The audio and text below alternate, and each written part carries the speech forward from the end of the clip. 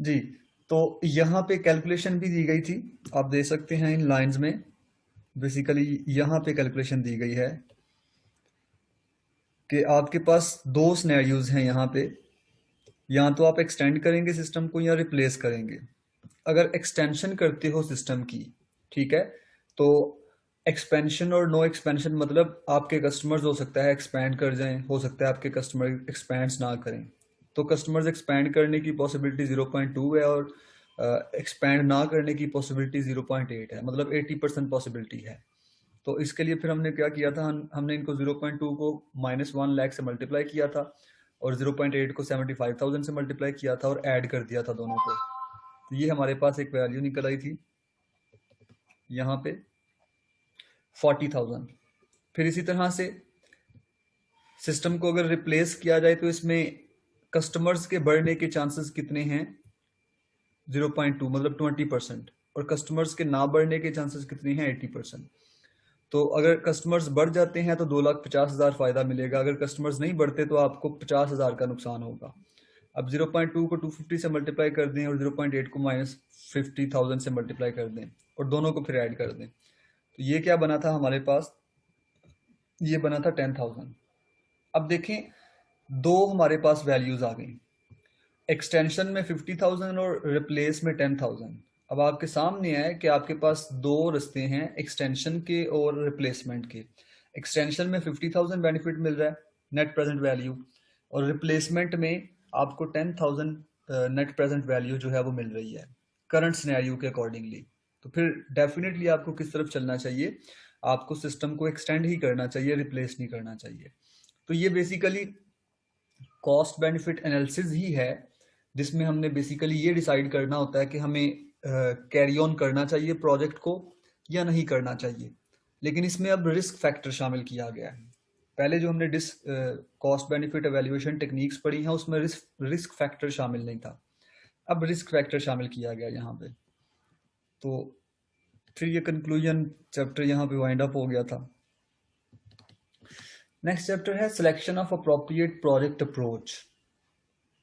आपको पता है आपके पास मल्टीपल प्रोसेस मॉडल्स अवेलेबल होते हैं, जैसे वाटरफॉल है, वी मॉडल है, इसी तरह से रैपिड एप्लीकेशन डेवलपमेंट मॉडल है, और बेशुमार यूनिफाइड प्रोसेस मॉडल भी हमने पढ़ा हुआ है। बेशुमार प्रोसेस मॉडल्स आपके पास अवेलेबल होते हैं जिनको यूज करते हुए आप प्रोजेक्ट की डेवलपमेंट कर सकते हैं।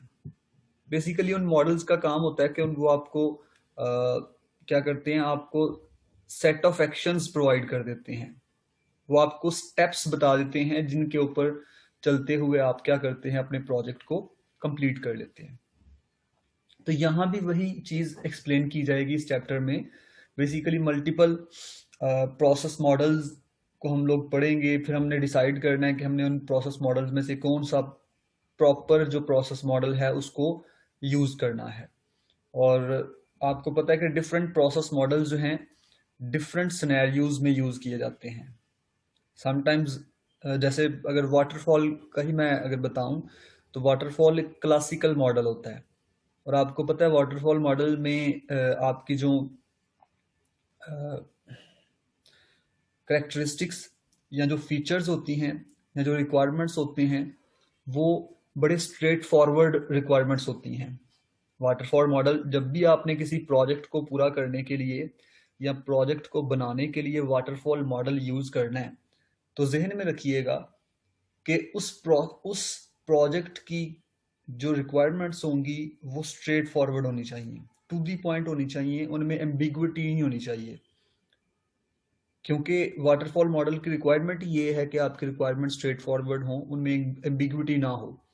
और एक चीज इसमें जो सबसे इंपॉर्टेंट है, क्योंकि क्लासिकल मॉडल है, तो आप एक काम को जब कर लेते हैं तो दोबारा उस काम पे वापस नहीं आते। ठीक है, तो इसका फिर इश्यूज काफी ज्यादा हैं, आप रिफाइनमेंट नहीं कर पाएंगे। जाहिर सी बात है, अगर आपने कोई काम किया उसमें इश्यूज होंगे, आप उसको उस काम से आगे अगर नेक्स्ट स्टेप पे चले जाते हो तो स्टेप नंबर 2 से स्टेप नंबर 1 में वापस नहीं आ सकते आप लोग।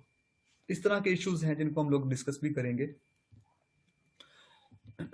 इंट्रोडक्शन एक दफा बस देख लीजिएगा, छोड़ें इसको इंट्रोडक्शन को।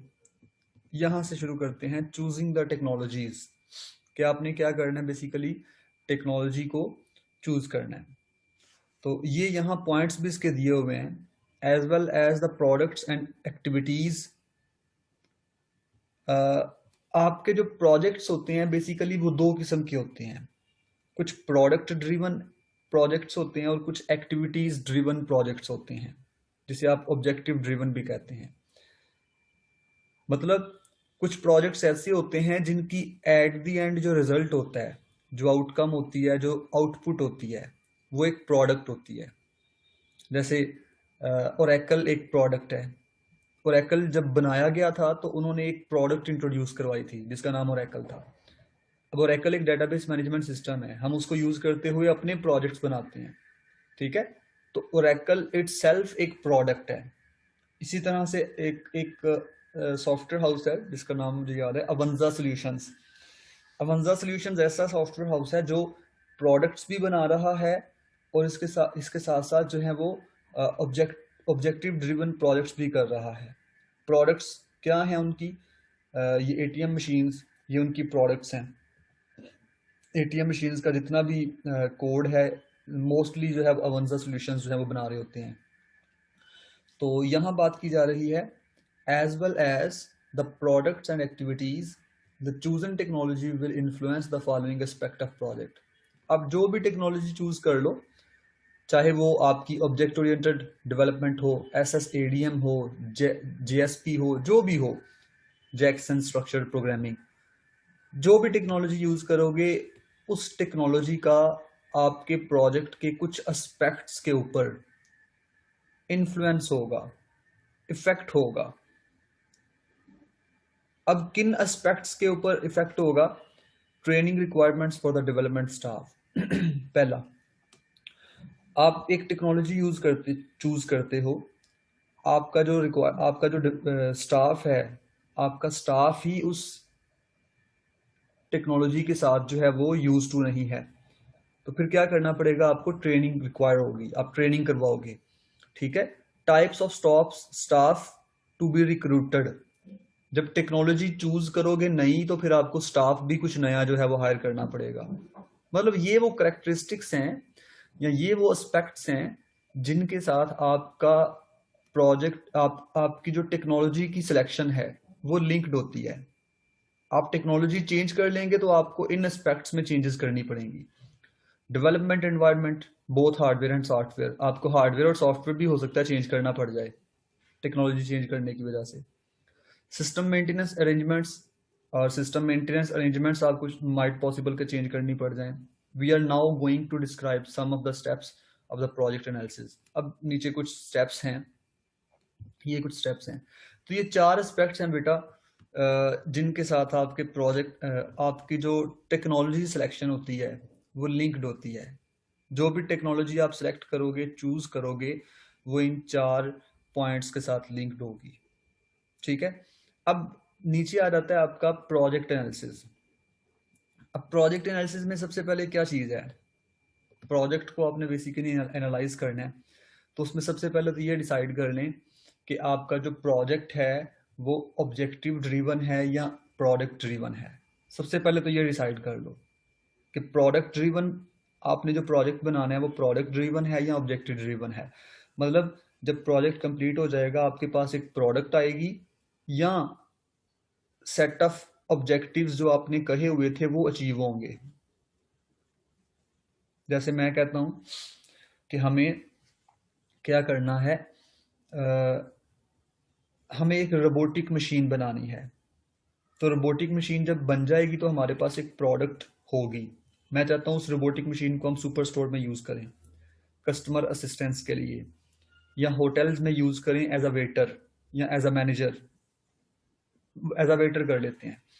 तो ये एक प्रोडक्ट ड्रिवन प्रोजेक्ट होगा। अब ऑब्जेक्टिव ड्रिवन प्रोजेक्ट क्या है? हम कहते हैं कि जनाब हमें पेरोल सिस्टम बनाना है। पेरोल सिस्टम में क्या होता है? एम्प्लॉयज की सैलरीज जो हैं वो मैनेज की जाती हैं पेरोल सिस्टम में। मैं कहता हूँ मुझे एक कॉलेज मैनेजमेंट सिस्टम बनाना है, तो ये कॉलेज मैनेजमेंट सिस्टम जो मैंने बनाना है वो बेसिकली कॉलेज मैनेजमेंट सिस्टम जब बनाना होगा तो मैं क्या करूंगा, मेरे पास कुछ रिक्वायरमेंट्स होंगी कि मेरा जो प्रोजेक्ट होगा इसके ये काम होंगे। तो जब मेरा प्रोजेक्ट कंप्लीट होगा तो क्या होगा एट द एंड, मेरे वो सारे काम कंप्लीट हो जाएंगे, या सारे काम जो है वो जो जो मैंने टास्क या जो मैंने एक्टिविटीज या जो मैंने ऑब्जेक्टिव्स कहे हुए थे वो मेरे कंप्लीट हो जाएंगे। तो दैट मीन्स इस तरह के जो प्रोजेक्ट्स होंगे वो मेरे कौन से होंगे, ऑब्जेक्टिव ड्रिवन प्रोजेक्ट्स होंगे। ठीक है, तो आपने सबसे पहले तो डिफ्रेंशिएशन कर लेनी है कि आपका ऑब्जेक्टिव ड्रिवन और प्रोडक्ट ड्रिवन प्रोजेक्ट्स कौन कौन से हैं। नेक्स्ट है analyse other project requirements characteristics. आपको कहा जाता है एक प्रोजेक्ट बनाओ, तो सबसे पहले डिसाइड करो कि ये प्रोडक्ट ड्रिवन है या प्रोजेक्ट ड्रिवन है या ऑब्जेक्टिव ड्रिवन है। जब डिसाइड हो जाए फिर उसके बाद आओ इन इन रिक्वायरमेंट्स के ऊपर या इन कैरेक्टरिस्टिक्स के ऊपर। इज अ डेटा ओरिएंटेड और control oriented system to be implemented. जो आपने सिस्टम बनाना है वो डेटा ओरिएंटेड होगा या कंट्रोल ओरिएंटेड होगा। मतलब जो प्रोजेक्ट या जो सिस्टम आप बना रहे हो उसमें डेटा एंट्री की जाएगी, सिंपल डेटा एंट्री का प्रोजेक्ट होगा, या लाइक एफबीआर का, जैसे एफबीआर का एक प्रोजेक्ट है जिसमें वो ऑटोमेटिकली जो है वो टैक्स डिडक्शन कर लेते हैं। ठीक है, टैक्स डिडक्शन सॉफ्टवेयर जिसे आप कह सकते हैं। तो आपने यहाँ इन करेक्टरिस्टिक्स में वो कहता है ये देखना है, जब आपका डिसाइड हो जाए कि आपका प्रोजेक्ट जो है वो ऑब्जेक्टिव ड्रिवन था या प्रोजेक्ट ड्रिवन था, उसके बाद आपने ये डिसाइड करना है कि आपका जो प्रोजेक्ट है वो डेटा ओरिएंटेड है या कंट्रोल ओरिएंटेड प्रोजेक्ट है। मतलब आपका जो प्रोजेक्ट है वो किसी दूसरे प्रोजेक्ट को या मल्टीपल टास्क्स को कंट्रोल करेगा, या आपके प्रोजेक्ट के थ्रू डेटाबेस में जस्ट एंट्रीज की जाएंगी, ये डिसाइड कर लो। उसके बाद will the software that is to be produced be a general package और एप्लीकेशन स्पेसिफिक। जो सॉफ्टवेयर आपका बन जाएगा, जो जो बनाने के लिए आपको कहा जा रहा है, ये डिसाइड करो कि जो सॉफ्टवेयर आप बना रहे हो वो जनरल पर्पस के लिए है या किसी स्पेसिफिक पर्पस के लिए है। जैसे हम वर्ड यूज करते हैं ना, कॉलेज मैनेजमेंट सिस्टम। अब कॉलेज मैनेजमेंट सिस्टम एक जनरल पर्पस हमारा पैकेज बन जाएगा। क्यों? क्योंकि इसका काम होगा कॉलेज के तमाम एस्पेक्ट्स को मैनेज करना। लेकिन अगर मैं कहता हूं पेरोल मैनेजमेंट सिस्टम, तो पेरोल मैनेजमेंट सिस्टम क्या है? टिपिकली एम्प्लॉयज की सैलरीज का रिकॉर्ड मेंटेन करने वाला। तो यहां आपने ये डिसाइड करना है कि आपका जो प्रोजेक्ट है जो आप बनाओगे वो एप्लीकेशन स्पेसिफिक है, मतलब किसी एक खास पॉइंट को कवर करता है या जनरल पॉइंट्स को कवर करता है। जी,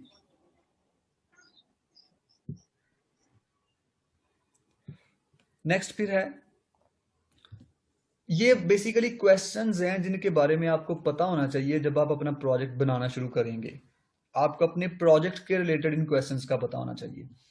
is the system to be implemented of particular type for which specific tools have been developed. वो कहता है जो आप सिस्टम बेसिकली बनाना चाह रहे हो,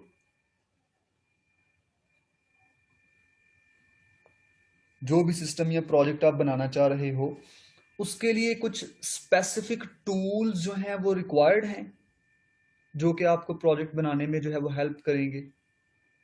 अगर तो रिक्वायर्ड है तो वो मेंशन कर लें। फिर इसके अंदर वो कहता है इसके अंदर क्या क्या चीजें हैं इस काम में।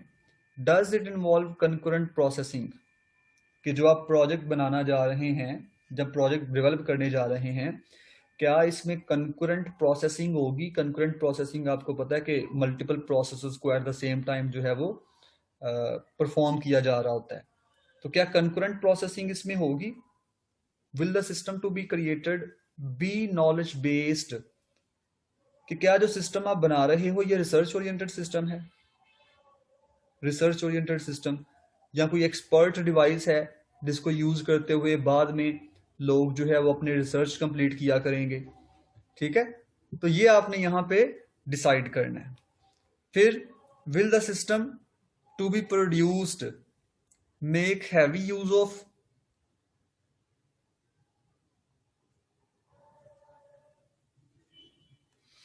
will the system to be produced make heavy use of computer graphics, कि जो आप सिस्टम यूज करोगे या जो सिस्टम आप बनाने जा रहे हो, जो प्रोजेक्ट बनाने जा रहे हो, क्या उस प्रोजेक्ट में आपकी ग्राफिक्स जो हैं वो स्ट्रॉन्ग किस्म की यूज होंगी या सिंपल यूज हो जाएंगी। ठीक है, डेफिनेटली अगर ग्राफिक्स आपको ज्यादा अच्छी यूज करनी है तो फिर आपको ग्राफिक कार्ड जो है उस हिसाब से जो है वो अरेंज करना पड़ेगा, जो भी आप प्रोजेक्ट या सिस्टम बनाने जा रहे हैं। फिर नेक्स्ट पॉइंट आ जाता है, is the system to be created safety critical. क्या सेफ्टी क्रिटिकल सिस्टम आप बना रहे हो? जैसे फर्ज करो आप एक बिल्डिंग के अंदर, आपका एक प्रोजेक्ट ये है कि आप बिल्डिंग के अंदर जो है वो फायर अलार्मिंग सिस्टम बना रहे हैं, ठीक है, या किसी ब्रिज के अंदर जो है वो कोई अलार्मिंग सिस्टम बना रहे हैं, या कोई टनल है, टनल के अंदर आप कोई अलार्मिंग सिस्टम बना रहे हैं। तो आपने ये भी डिसाइड कर लेना है कि सेफ्टी क्रिटिकल सिस्टम है या कोई नॉर्मल दूसरा सिस्टम है जिसको आप बना रहे हैं। What is the nature of hardware software environment in which the system will operate.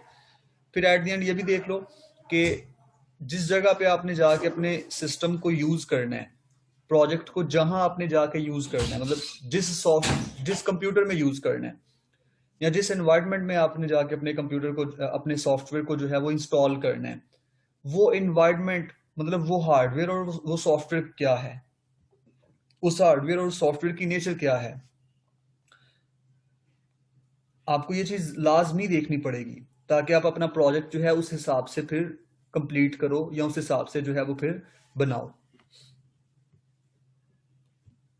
तो ये यूं कह सकते हैं कि ये कुछ क्वेश्चंस हैं जिनको आपने जहन में रखना है जब भी आपने प्रोजेक्ट को बेसिकली बनाना शुरू करना है।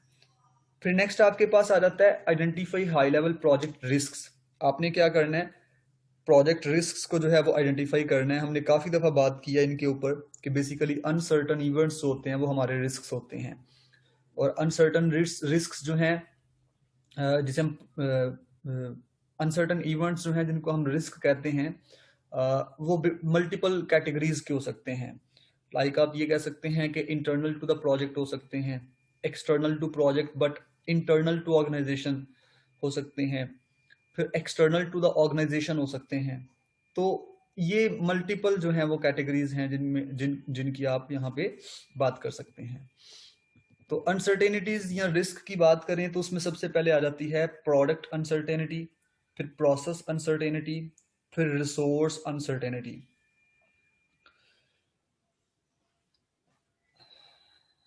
प्रोडक्ट अनसर्टेनिटी क्या है? बेसिकली जो प्रोजेक्ट आप बना रहे हो जो कि as a product driven project है, उस प्रोडक्ट के अंदर आपके पास या जो प्रोजेक्ट आप बना रहे हो उस प्रोजेक्ट में जो अनसर्टन इवेंट्स होते हैं, जो एक्सीडेंटल इवेंट्स होते हैं, वो बेसिकली आपकी प्रोडक्ट अनसर्टेनिटी के अंदर जो है वो फॉल करते हैं।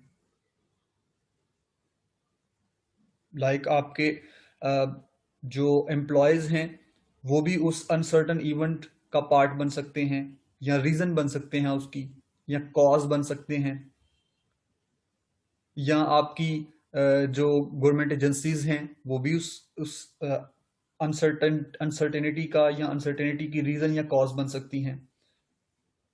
फिर नेक्स्ट आपके पास आ जाता है प्रोसेस अनसर्टेनिटी, कि प्रोजेक्ट को कंप्लीट करने के लिए जो आपने प्रोसेस मॉडल यूज किया हुआ है, अगर उस प्रोसेस मॉडल में कोई प्रॉब्लम आ जाती है, कोई इशू आ जाता है, तो वो प्रोसेस अनसर्टेनिटी जो है वो कही जाती है। जैसे यहाँ पे इन्होंने कुछ रेफरेंसेस दिए हुए हैं, SSADM एंड OMT। ये SSADM जो है बेसिकली एक प्रोसेस मॉडल ही है। इसी तरह से आपके पास और भी काफी ज्यादा प्रोसेस मॉडल्स हैं।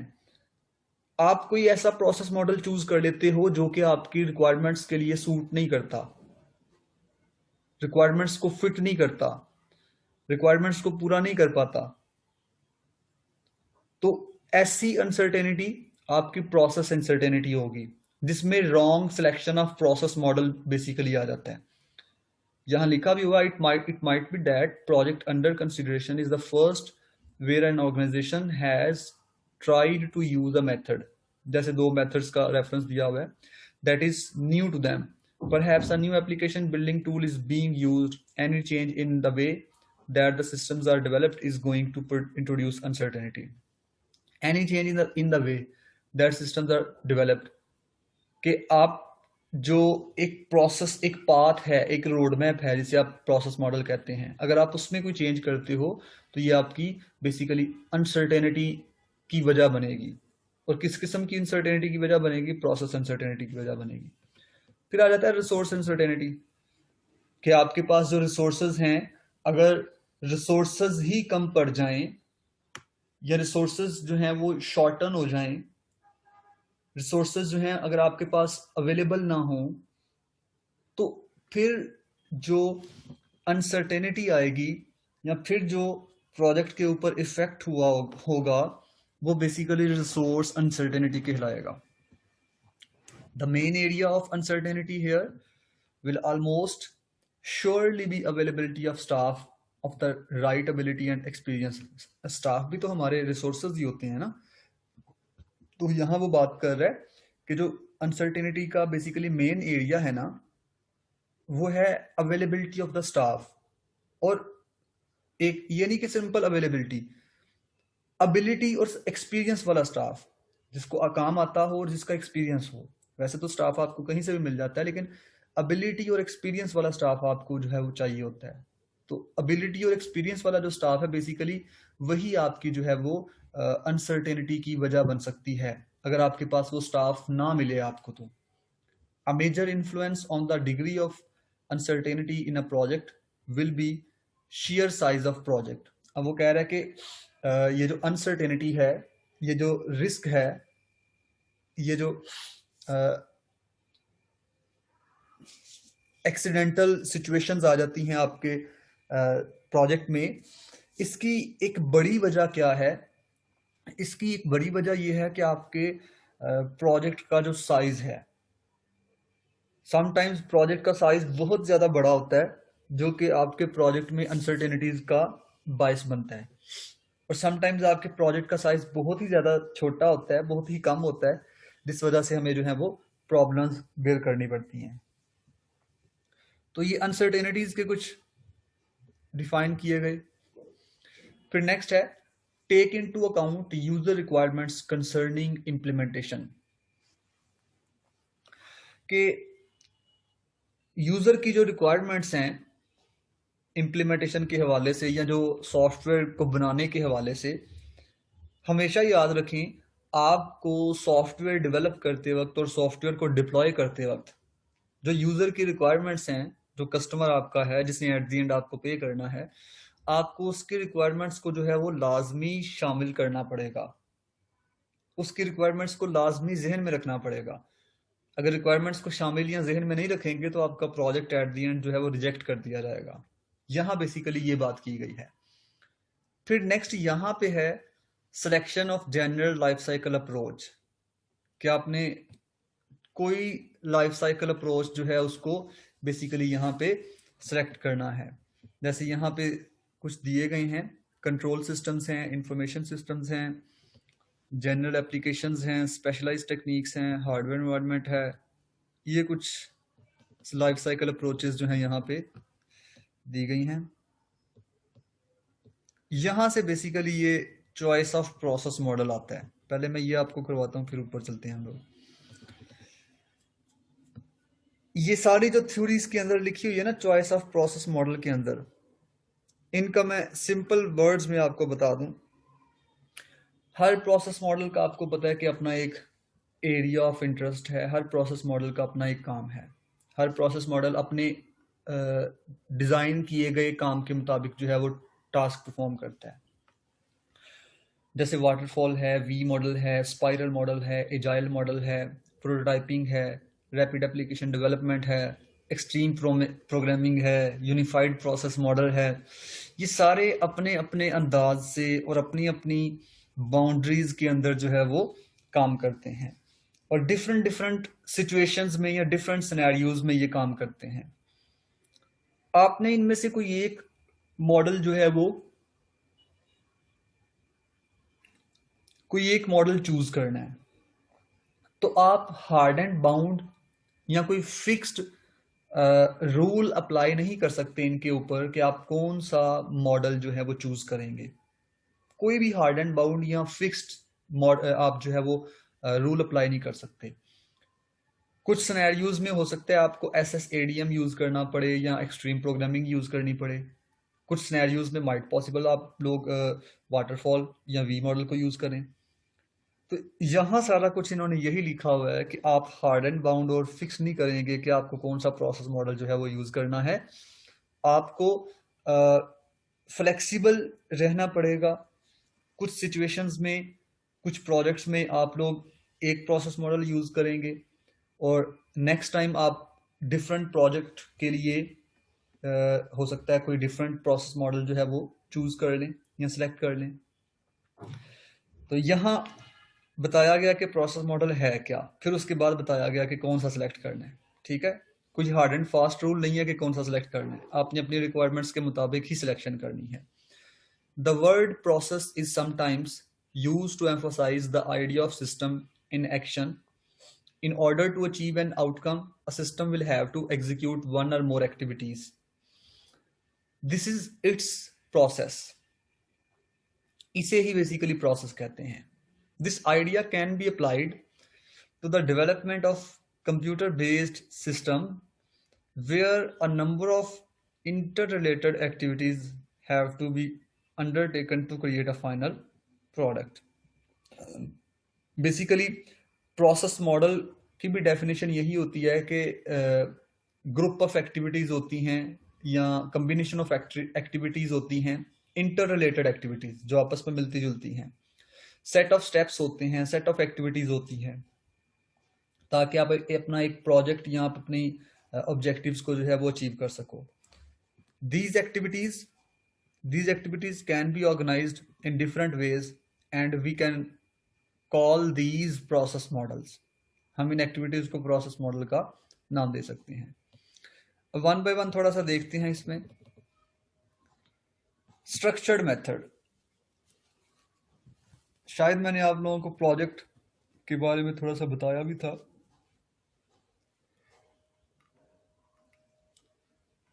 दो किस्म के आपके पास अप्रोचेज होती हैं जब आप प्रोजेक्ट डेवलप करते हैं,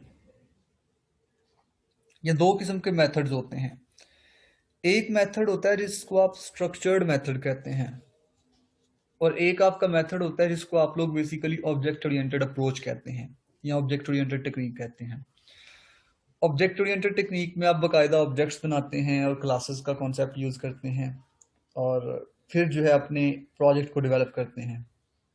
और स्ट्रक्चर्ड अप्रोच में आप ऑब्जेक्ट्स को यूज नहीं करते, आप सिंपल डायरेक्टली कोडिंग करते हैं। जैसे बटन के बैक एंड पे कोडिंग करनी है, बटन पे डबल क्लिक करेंगे उसका कोड ओपन हो जाएगा पीछे बैक एंड पे, आप उस कोड में जो है वो अपनी कोडिंग कर देंगे, उसके फंक्शन में अपनी कोडिंग कर देंगे। ठीक है, कुछ एज सच प्रॉपर क्लासेस का कॉन्सेप्ट जो है वो नहीं रखा जाएगा। तो यहाँ भी उन्होंने बेसिकली स्ट्रक्चर्ड मेथड्स कुछ एक्सप्लेन किए हैं।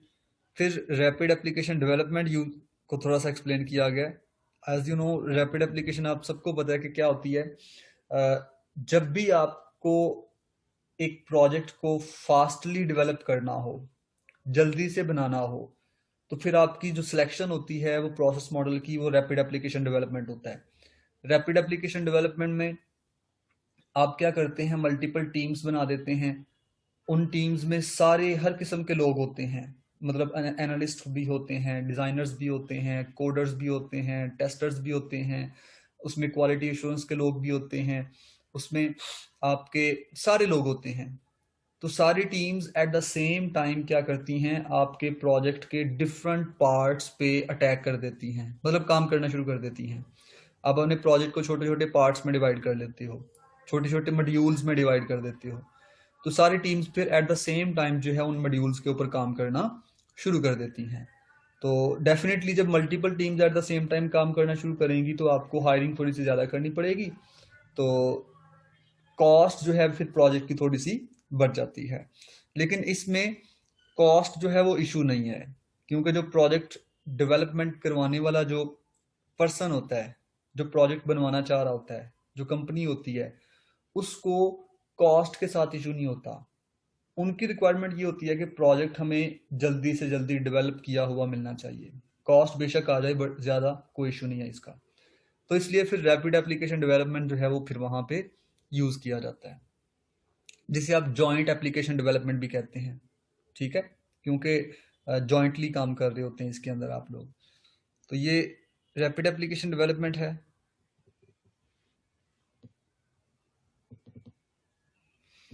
फिर वाटरफॉल मॉडल, आप सबको पता है कि ये स्ट्रेट फॉरवर्ड मॉडल है। इसमें जो रिक्वायरमेंट्स होती हैं वो बड़ी हार्ड एंड फास्ट होती हैं, हार्ड एंड बाउड होती हैं। और आपको क्या करना होता है, एक सेट ऑफ स्टेप्स हैं, 5 6 7 जितने भी हैं, आपको उन स्टेप्स को जो है वो एक सीक्वेंस में परफॉर्म करना होता है। आप एक टास्क को जब परफॉर्म कर लेते हैं तो उससे नेक्स्ट आप जब मूव करते हैं तो आप बैकवर्ड मूव नहीं कर पाते। ठीक है, तो ये इसमें जो है वो इश्यूज होते हैं आपके पास कि आप बैकवर्ड मूव नहीं कर पाते। इसीलिए इसको जो है वो बेसिकली क्लासिकल मॉडल का जो है वो नाम दिया जाता है। यहां तक इसको वाइंड अप करते हैं। वाटरफॉल मॉडल को एक दफा आप लोग दिखाइएगा, बाकी मॉडल को भी थोड़ा सा दिखाइएगा, तो नेक्स्ट क्लास में जो है वो फिर बाकी मॉडल्स जो हैं उनको भी डिस्कस कर लेंगे। तो कोशिश करेंगे इस चैप्टर को कल की क्लास में जो है वो कंप्लीट कर लें। ठीक है जी, ओके सर। चलें, ओके जी, अल्लाह हाफिज़।